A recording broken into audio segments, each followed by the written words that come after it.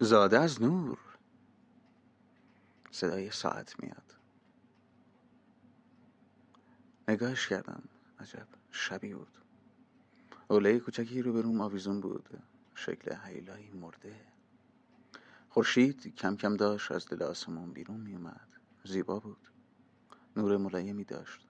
میشد نگاهش کرد و بهش خیره موند. داشتم قدم میزدم که برم نون بگیرم. متوجه شدم صدای پای سریع از خیابون میاد. کنجکاو شدم. از کوچه‌مون که وارد خیابون شدم دیدم یه سگ پاکوتا داره مثل میگ میگ میدوه. یه مرد میان سالی که معتاد به نظر میرسید هم چند دقیقه بعدش دنبالش میگشت. متوجه شدم که سگو دزدیده بوده و اون سگ داشت فرار میکرد. وضعیت باحالی بود. هم خندم گرفته بود هم تعجب میکردم چرا یه آدم باید سگو بدزده. وقتی رفتم نونوایی آخوندی بهم خیره شده بود. نگاهش کردم، سرش انداخت پایین، نونشو گرفت و رفت. شلوغ بود. شاطر وقتی نوبت من شد بهم گفت ازم پرسیده این کیه. منم گفتم نمیشناسمش. اون روز گذشت و من متوجه نشدم چرا عجیب بودم. همیشه وقتی نونوایی میرفتم دختر خوشگل فسقلی منو میدید، لبخند میزد و سلام میکرد. لبخندش صبح هم رو میساخت. انگار تنها کسی بود که من عجیب نمیدید. حتی نیازی نداشت بشناستم یا با هم سر صحبت و حتی به شوخی باز کنه. میتونست راحت احساسم کنه. حسرت میخوردم که دنیای بچه ها چقدر ساده و قشنگه. اونا مثل ما با خیالشون رشد میکنن. منتها به جای اینکه رنج بکشن شادی رو انتخاب میکنن. اولین خاطره از کودکیم که همیشه شفاف به یادش میارم لحظه‌ای هستش که از مرگ برگشتم. عمه پدرم گوسفند نصب کرده بود که دیگه تشنجم قطع بشه. اون روزا نیمه جون بودنم و میفهمیدم. کاری ازم بر نمیومد. مثل میمون کوچکی بودم که بالای درخت بود، اما پلنگ رسید بود بهش و داشت لیسش میزد. مرگ داشت با هم بازی میکرد. منم سرنوشتم و پذیرفته بودم. این که میگن آدما وقتی میمیرن همه خاطراتشون جلوی چشماشون میگذره، ممکنه اینطور باشه. حس میکنم اونایی که از جلوی چشمام گذاشتن وابستگیان بودن. اون موقع به هیچ چیز و هیچ کس نمیتونستم وابسته باشم. حتی اگر میخواستم. جونم داشت از بدنم کاملا خارج میشد که برگشتم. دیدم عمه پدرم که من بهش میگفتم عمه، داره گریه میکنه. شدیداً گریه میکرد. اون موقع نمیدونستم این گریه از خوشحالیه یا زمانی بوده که قسمتی از ناامیدیش بهش غلبه کرده. چرا این کارو میکرد؟ مادرم میگفت یه شب قبل از روزی که اسمت انتخاب کردم خواب دیده بودم نوری اومد و بهم گفت اسمشو بذار مهدی. مهدی یعنی هدایت شده. اما کی یا چی من رو هدایت میکرد؟ یادم وقتی هیئت میرفتم ارتباط خوبی با جمع داشتم، طوری که انگار مقام بالایی داشتم. بهش میگفتن هیئت کردها. اونجا اولین باری بود که معنای اتحاد رو متوجه شدم، که البته بعدها دیگه ندیدمش.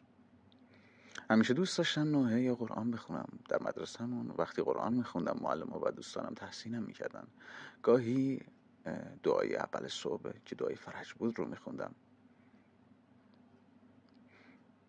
وقتی بچه بودم مثل خفاش از آفتاب فراری بودم. گاهی وقتا احساس میکردم خورشید میخواد روحمو ببلعه، میخواد بسوزونتم. سر صف که دعا میخوندم همیشه طوری وای میسادم که آفتاب مستقیما بهم نخوره. اما اینکه به پشتم میخورد واقعا لذت بخش بود. عاشق بروسلی بودم.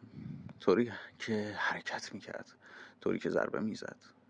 البته بعد از بروسلی شخصیت مورد علاقه‌ام جکی چان بود. ترکیب کمدی و اکشنش برام واقعا جذاب بود. سعی میکردم حرکاتی که این دو بزرگوار انجامش میدن رو شبیه سازی کنم. بعد از اینها جت لی مورد علاقه‌ام بود. البته شاید بازیگر مورد علاقه‌ام. طوری که با دیدنش میتونستم خلسه وجودش رو دریافت کنم، رهاییش رو. حتی بین دوستانم یه جور استاد کونگ فو بودم. کسی نمیدونست اون موقع که کونگ فو سبک زندگیه، نه سبکی از ورزش‌های رزمی. البته شاید هنرهای رسمی هم بخش گسترده‌ای از زندگیمون باشن که حال متوجهش نیستیم. شاید انجام دادن اون حرکات برام به نوعی مدیتیشن تلقی می شد. احساس می کردم با جهان همسانم. اولین باری که باشگاه بوکس رفتم رو یادم دنیای کاملا شگفت انگیزی بود برام. طوری که تلاش می کردن، طوری که نفس می کشیدن. قبل از اینکه جذب بوکس بشم در یک دعوای حسابی احساس ناتوانی کردم. پسری که باش دعوا می‌کردم هم کلاسیم بود. بوکسور بود. با اینکه جثه کوچکتری ازم داشت، همه ضرباتی که بهم میزد مستقیم میخورد توی صورتم. بعد از سوم جلسه باشگاه دوباره باش دعوا کردم و جوری زدمش که دیگه باشگاه رو کنار گذاشت. البته این کار قشنگی نبود اما انجام شد. اما هنوزم این که دلیل ورزشکار شدنم رو بخوام بررسی کنم، با خودم میگفتم همش به خاطر همین بود. 2 از بازی پلی استیشن به اسم مورتال کمبت و تیکن تاثیر بسزایی داشتن در مبارز شدنم. شخصیت مورد علاقم در بازی تیکن جین کازاما بود. حتی به خاطر علاقه زیادم بهش نقاشی رو یاد گرفتم و بارها در دفترم میکشیدمش. بازی تیکن 5 که اومد انگار یک دوگانگی برام ساخت.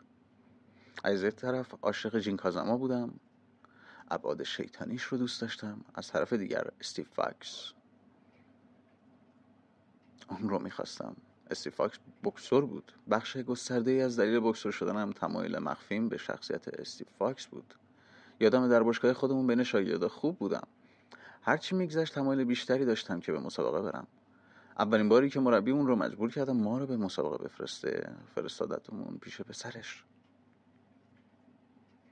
این قسمت از داستان زندگی من به اتمام رسید. من آرمان درویشم. امیدوارم شما رو در قسمت بعدی هم همراهی کنم.